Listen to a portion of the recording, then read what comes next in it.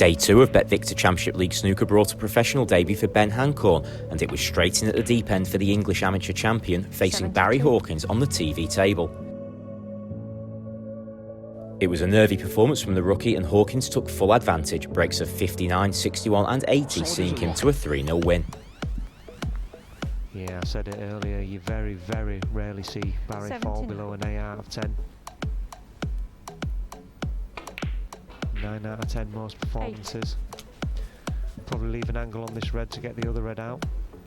Go for the century. Barry Hawkins, 80 frame. Well, a very simple blue missed, but that was a comprehensive victory for Barry Hawkins, and a swift one as well. Sam CRAIGIE and Jackson Page then played out a 2-all draw before HANCORN returned to face CRAIGIE. The debutants had several opportunities to win the match on the blue, but in the end CRAIGIE, who performed so well at this tournament in June, was able to make the decisive balls for a 2-all draw.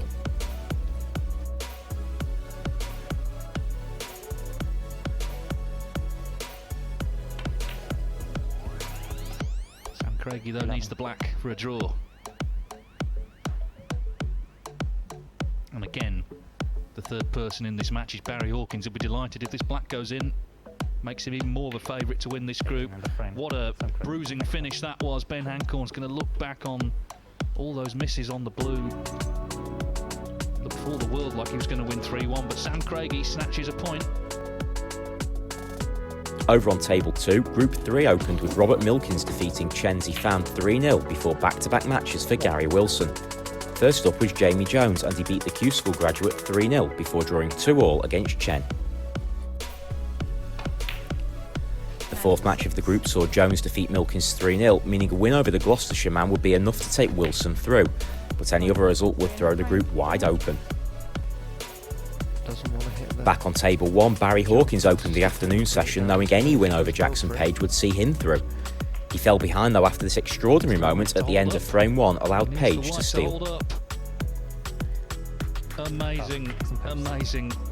Just kept running.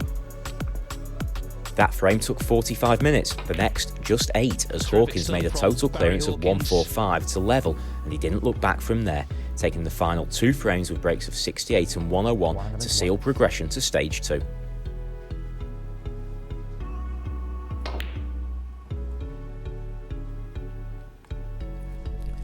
Gary Wilson, however, wasn't able to do the same on table 2.